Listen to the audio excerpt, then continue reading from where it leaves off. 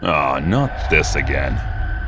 I woke up from the nightmare, and my left cheek was stinging from the sharp pain. I turned on the lights and went near the mirror to check. My left cheek was swollen, and there was a red bruise over it, which was fresh, as if someone had just hit me. I checked the right cheek, and its bruises had faded a bit. I have been having these nightmares since the day I left Power Slap, but they were not this frequent. I only used to have them once a week or sometimes only a few times within a month, but these days they are getting frequent.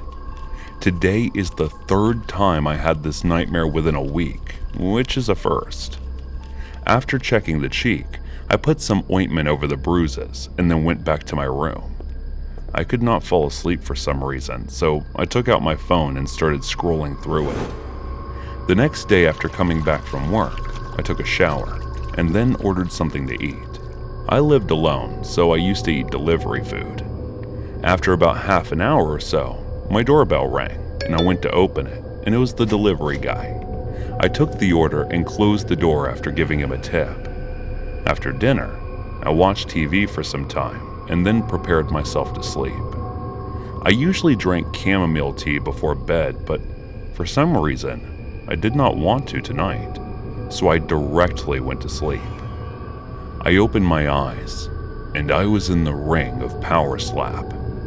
I looked around, and there was no one there except for the person sitting opposite. His face was blurred, so I could not figure out who it was, but I was able to see the rest of the body, which looked like it was artificially made from steel. I immediately understood the situation I was in. It was the nightmare that I kept having. Sweat started to drop from my forehead, and I struggled to get away from my seat, but it felt like I was glued there. No matter how much harder I tried to pull myself together to get up, I was unable to budge even an inch. That was when the buzzer started to make its sound, and it was finally time for the match. But my hand was frozen as well as the rest of my body. As soon as the buzzer stopped, I was struck in the face with a tight slap without even a warning. It felt like I was hit with an iron rod. I couldn't even get to feel the pain when I was struck again on the right cheek, which felt harder than before. And I started to feel dizzy by that. That person kept slapping me continuously without giving me a chance to pull myself together. I was wishing to wake up from the nightmare, but it frighteningly kept going on. That was when another tight slap came, and not only did it bruise my cheeks badly, but I felt as if my lips had started to bleed. I woke up from the sudden and extreme pain. I felt a sigh of relief. Not only that, but I immediately went to the bathroom to check, and my lips were bleeding. My face was all sore and aching from that slap. My body was feeling exhausted, and not only did my face hurt, but my hands and other body parts were aching as well. I thought it must be because of the nightmare I had, but still, I could not understand how I could get the wounds from my nightmare in real life. The next day, I decided to go to the doctor for this and asked my office to inform them that I'd be taking a leave. My boss was too much of a bitch to approve it, but I still told him that I won't be able to come in. After that, I went to the doctor and got the wounds treated. When I told him about my condition, he suggested me a neurologist. The neurologist asked me about my medical history and some other questions related to my sleeping problems. After some tests, he asked me to visit again after 2 days. That night, I was scared of sleeping because, as rare as it was, I had 5 incidents within a week of that nightmare. I was frightened by the thought that I could suffer from that nightmare tonight as well. The doctor had given me Klonopin. That medicine I knew was to treat anxiety, but I thought maybe he has a reason to prescribe this to me, so I took it before going to bed. I could not bring myself to fall asleep that night because of the frightening feeling I was having. Around 3 a.m., I fell asleep, and as soon as I did, I opened my eyes in the ring of the Power Slap arena again. The feeling of terror started to creep over me, and this time, my body didn't feel like it was stuck or glued. Instead, it felt as if my entire body was paralyzed from the neck. I was alone in the ring this time, so I started to pray for the person with a blurred face to not come. But I was not that lucky. After a few minutes, I saw him coming, and his body looked bigger than the last time. As he was coming closer, my heartbeat was getting so loud that I could hear it myself. I started to sweat from fear.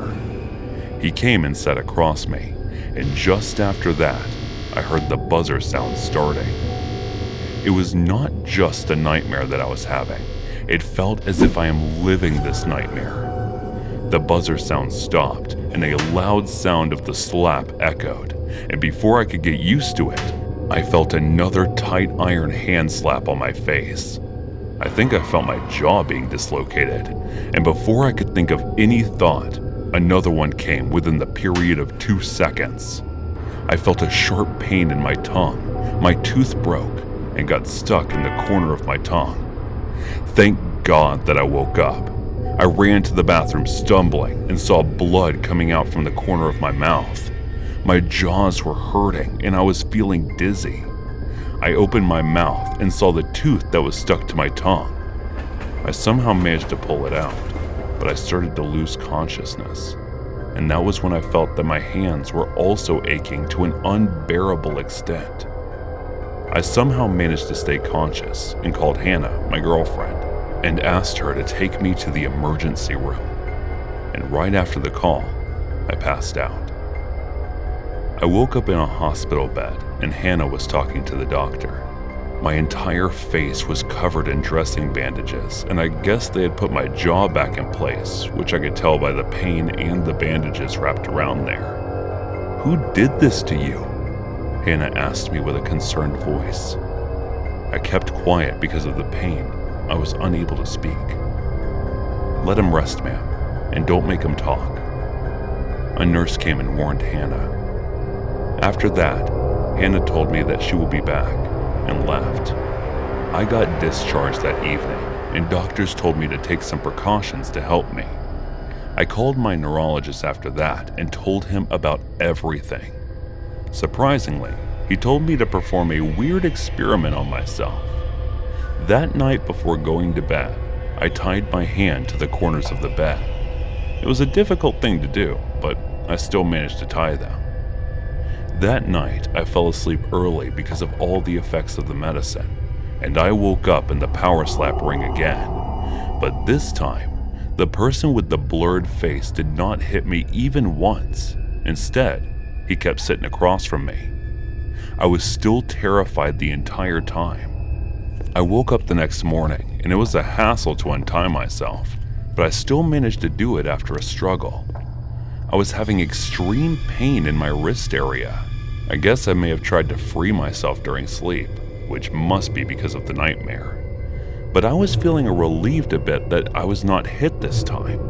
I had an appointment with my neurologist today and had already informed my boss about my leave period because of a medical issue. He was still the same, but who cares? I needed the time off from work for my treatment. I went to the doctor and gave him every single detail. He told me that his diagnosis was complete and I have REM sleep behavior disorder. According to his diagnosis, REM sleep behavior disorder is something which the patient harms himself and often suffers from unpleasant dreams. So I was the one hurting myself. I could not believe it. He told me several reasons that led to this, including guilt, trauma, or stress which could have caused this. He prescribed it for me and asked me to come back the next day for a nocturnal sleep study. I was extremely exhausted and did not want to go back to my apartment. My entire face was covered in bandages and everything was just hurting. That was when I heard the voice of an old woman. "Oh my, you have a spirit attached to you." As she said that, I looked at her in disbelief, thinking she had gone senile, but she continued. "It's someone you killed. Be careful, boy. He doesn't look like he's planning on leaving." She handed me a bracelet saying it would help me while looking at me with sympathetic eyes, and left. I kept staring at the bracelet in my hand, and suddenly, John came to my mind. It was the last match of the power slap, and I was up against a man named John who was infamous for his brutal slaps and never lost a match to anyone. Well, it was not the original power slap, not like the reality show. It was a different one that followed all the rules and everything as the original one. I wanted to win at any cost, so I brought dozens of sleeping pills along with some others, crushed them, and carefully spiked his energy drink, which he drank entirely. The effects kicked in, and as soon as the buzzer stopped, I continuously slapped him, making his face swell up. He lost the game and fell unconscious, and he woke up after getting good sleep. But for some reason, the effects of the sleeping pills did not fade. The next day, he excused himself and left without saying a word. I could tell that he was dizzy. That evening, I got the news that he died in an accident while he was driving back home. I guess he may have fell asleep while driving. Was that the reason I am having sleeping problems? I thought, while putting the bracelet on. Hey guys, thanks so much for all the support. If you haven't subscribed to the channel yet, please feel free to do so. I cannot believe it. He's doing it again. It's the 5th day in a row. This is so irritating. I woke up as soon as I slept from the noises coming from the apartment above mine. My sleep schedule is getting distorted because of him. He seems to be a huge fan of Power Slap because he has been playing every single episode in a loop all night for the past few days. At first I was okay with this, but now it is just getting frustrating. You must be thinking, what is going on here, right? Then let's start from the beginning. It was 8 a.m. and I was getting ready for work when suddenly I heard the fire alarm. I opened my apartment door to find out what was going on, and I saw that everyone was running out with essentially stuff in their hands. That was when someone stopped by me and said, "Get out of this building. There is a huge fire on the 3rd floor and it's only getting bigger." I went inside and took my car keys, wallets, cards, laptop, and whatever I thought needed saving. After taking them hurriedly, I went out of my apartment and exited the building. I put things in my car and took them out as well. I was wishing that the fire did not spread to my apartment, because if that were to happen, I would be homeless. After a few minutes, it looked like the fire had spread to my floor as well. That was when I heard the sound of the fire department's vehicle. They told us that we could go to our work because it would take time to extinguish the fire from the building. I half-heartedly went to work and was wishing for my apartment to be okay. When I came back, I saw that my apartment was not in living condition. They told us to stay somewhere else for the time being till they fixed our apartments. I had nowhere else to go. I went through ads to find an apartment on an urgent basis, but I was so unlucky that I could not find any. After that, I went to stay the night at a hotel. I was having dinner at a nearby restaurant when I saw a flyer. It said, "Tenant needed for a 1-bedroom apartment urgently." The rent was also cheap, so I immediately called even at the time because I did not want to lose this to someone else. The owner told me to come the next morning. The next day I went to see the apartment, and it was just a small 1-room with a bath attached to it. It wasn't an ideal one, but I had no other choice, so I just signed the lease agreement for it. I had already told the owner about my condition, so the agreement was made according to that. When I was moving, I saw a man, big, huge built, but he must be in his 40s, going up the stairs. I figured he must be someone who lived here. The owner told me that not many people lived here in the building. There were only 2 other apartments occupied outside of mine, one on the 1st floor and another on the upper floor than mine. That night, as I was about to sleep, I heard noises coming from upstairs. Basically, it was the sound of someone watching the Power Slap reality television show. I thought it would stop after an episode or so, but it continued the entire night. Guess someone must be a huge fan of Power Slap. That's what I thought. Tried sleeping. But it was of no use because I could not sleep at all. The next day, I was feeling tired throughout the day and I could not focus on work. I thought I would complete my sleep tonight, but I was wrong, because as I was about to sleep, I heard the voice of the Power Slap's first episode starting louder than last night. I tossed and turned in frustration all night, thinking that it was okay and maybe I would be able to sleep the next night. But the same thing continued the next night, and the night after that. And it's not like I did not tell the building owner about it. I did. But he said that he does not interfere with the issues in the building, and we were supposed to deal with it on our own. So I decided to talk to him face to face. The next morning before going to work, I went to the floor and rang his doorbell, but there was no answer. I continued to ring the doorbell, but even after half an hour, there was no response. So I thought maybe he's not in his apartment. After that, I went to work and decided I would talk to the guy today, no matter what. After coming back from work, I directly went to his floor, and instead of ringing the doorbell, I started to bang on the door. But no response this time either. I went back to my apartment and was hoping that he would not play Power Slap tonight, but I was wrong again. I woke up from my sleep to the noises coming from upstairs, which were louder than ever. I stomped out of my apartment in frustration and went upstairs. No one opened, even after ringing the bell or banging the door, but I decided to talk to him no matter what because I did not sleep a wink for the past few days and I felt like I was getting mad. I looked around and saw the kitchen window open on the left side of the floor, so I decided to call him through that because apparently he was unable to hear all my voices coming from the television. But what I saw through that made me feel sick and terrified to my bones. The man was sitting on the couch eating a human leg while staring at the TV and watching Power Slap like a psycho. There was a man's body hanging near him without legs or hands. The blood was dripping on the floor from his body. I felt sick from the scene that I had witnessed. The man picked up the remote, turned on the volume, and picked up something that looked like a knife but was huge in comparison. I ran from there immediately to my apartment and locked the door from inside.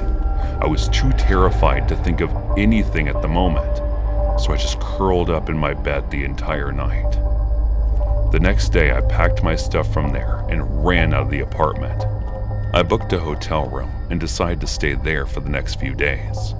After that, I called the owner of the building, telling him about my moving out, whatever was happening on the upper floor.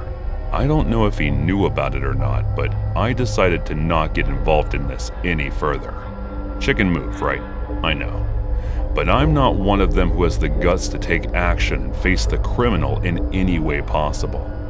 I have no idea how many days it's going to take for my apartment to get fixed, so I'll be staying in this hotel till then.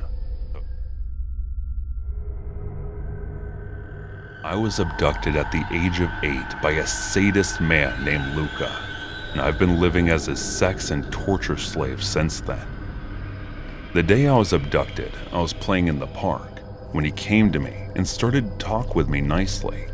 He told me his daughter, who could not walk, was in his car and asked me if I would like to play with her. He asked me to follow him, and I thought he was a good person, so I followed him. Big mistake, right? Yes, I know that now, but I was 8 back then.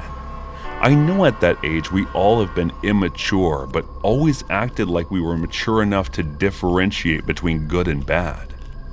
I followed him while talking to him as soon as we reached the car. He put a handkerchief over my nose, and I passed out.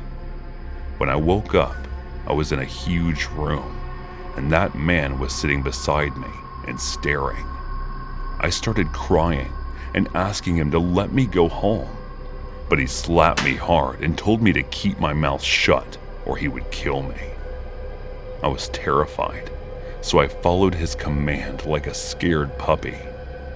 He looked at me lustfully while smiling, like a monster, which terrified me even more. After that, he came closer and tore my clothes. I did not know what was happening to me, but I was so scared that he was going to kill me, so I kept quiet and sobbed silently. But then he started doing something to me which was painful as hell. I started to bleed, and I thought I was going to die. I kept screaming, but the monster did not stop, and I passed out eventually.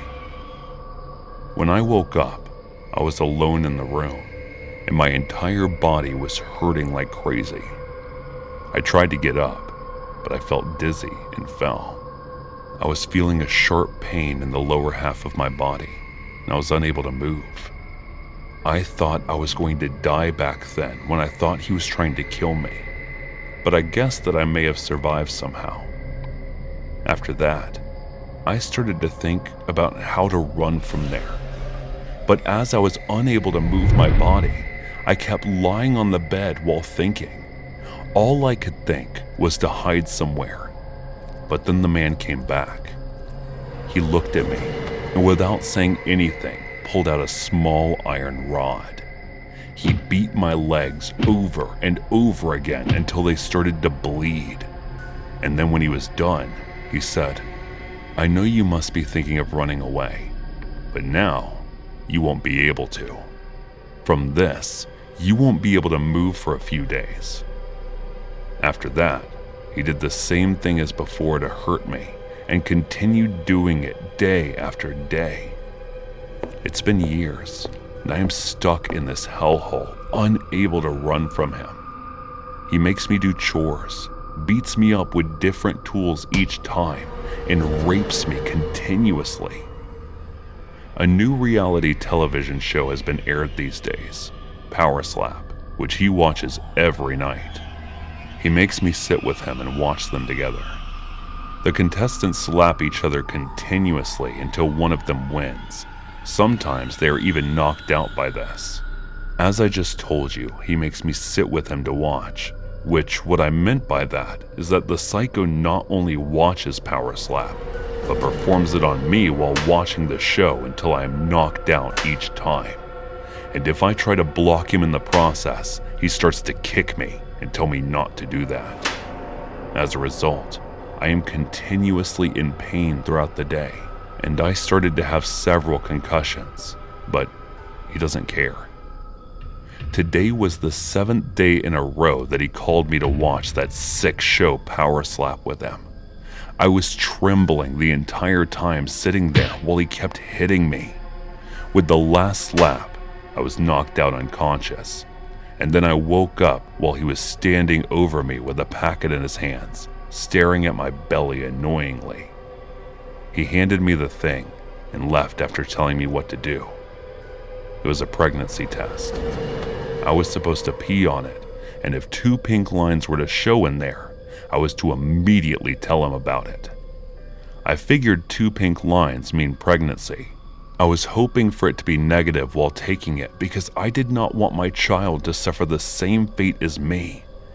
But my prayers went into vain when another pink line got visible after the one. I started to panic. If I were to tell him, he would take the child away from me and go through these things with the child as well. I was called by him and figured that it was time for Power Slap. I had decided what to do and how to save my child from suffering the same fate as me. So I quietly went there and I was walking, and I saw his back. He was sitting on the sofa watching the show. I moved there without making a noise and stood behind him.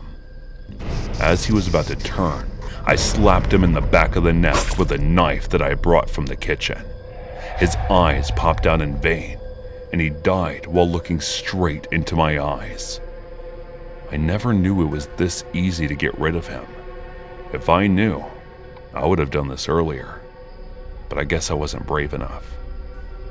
Thank God that this pregnancy changed me in a good way, enough to remove all the problems away from my future child's life. I turned my head toward the television. The Power Slap's 8th episode was streaming. I sat next to his dead body, turned his face toward the television, and said, "You should see the final episode." to find out who won. This happened less than a month ago. I'm a petite female in my 20s. I'm currently living in Mexico to escape life, a little after postgrad in a city that is not known as a dangerous place. A lot of foreigners live here, and I haven't heard any safety concerns. I'm living with my cousin who works from 8 a.m. to 7 p.m., but houses are in a pretty good area with a school, nice hotel, and Starbucks within walking distance. Just to give you an idea of how unexpected this was, the incident happened while my aunt was visiting us from Mexico City.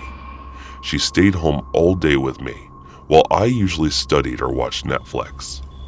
On this day, I was planning to have a chill day since I had woken up at around 11:30 a.m.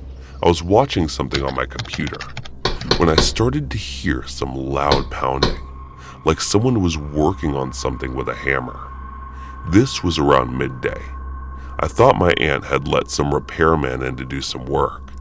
I was under the assumption my aunt was still in the house, so I wasn't too worried and continued to watch my show. The hard noise stopped, and I heard two male voices talking casually. This made me feel more confident that they were there to fix something. I get up from bed to fetch my phone, and I don't have any service plan down here to message my aunt on Facebook to see what's going on. I didn't get a reply from her, so I just took it as she was busy and go back to lying in bed to not thinking of anything of the noise. 5 minutes later, I hear footsteps coming up the door. Take in mind, I'm lying in bed with my back to the door. When the door opens, I see a man. He was a pretty normal-looking guy with facial hair and dressed rather cleanly. Like if you saw him in public, you wouldn't think anything negative about him. As soon as he saw me, he shut the door and went downstairs. Then I heard another huge noise that I led to realize was him slamming the front door shut. My room is first room above the stairs, so the first thought was that this repairman accidentally opened my door.